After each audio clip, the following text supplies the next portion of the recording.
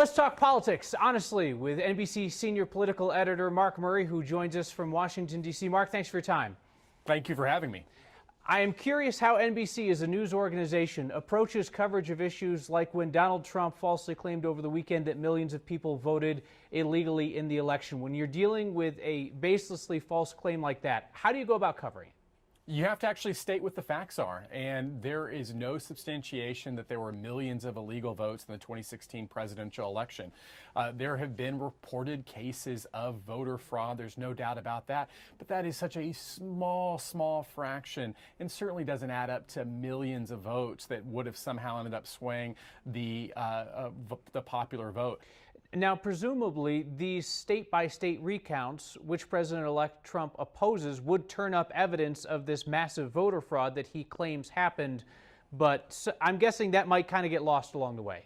Yeah, potentially. And so one thing, when Donald Trump ends up saying that there was voter fraud, that does give legitimacy for anyone, whether it's the Green Party's Jill Stein or Hillary Clinton or anyone else, to say, hey, let's have a recount just to double check things.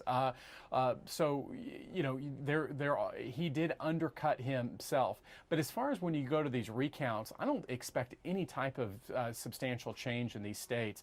It is important to note that Hillary Clinton ends up trailing Donald Trump by more than 20,000 votes in Wisconsin.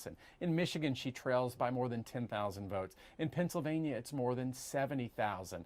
And to put those numbers into context, the recount in Florida in that 2000 race between George W. Bush and Al Gore was 537 votes. That was the ultimate margin. So when you're talking in the hundreds of votes, you can maybe sometimes have a race that could end up changing in a recount. But when you're talking about the thousands and tens of thousands, it doesn't look likely at all. So, Mark, we both know that there's a greater problem here, which is if President-elect Trump makes a claim and Mark Murray says that's not true, and Kyle Clark in Denver says that's not true, then for a certain portion of the population, they're certain it's true. Yeah, I think there is a problem where you end up having a sizable number of Donald Trump supporters who will believe anything that he says, even if he ends up claiming the sky is red.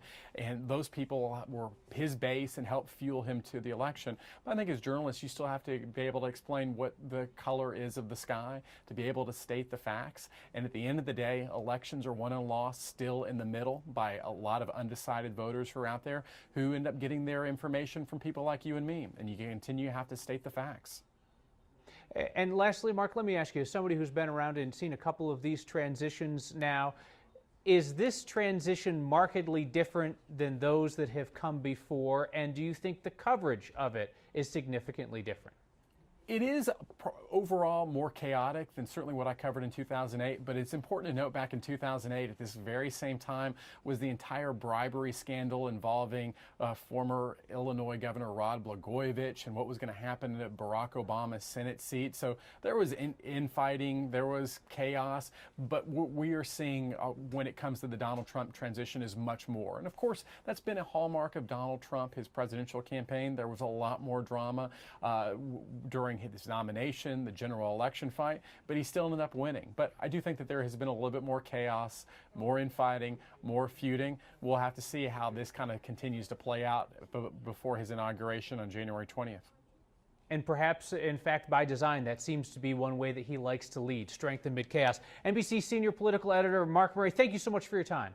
Thank you.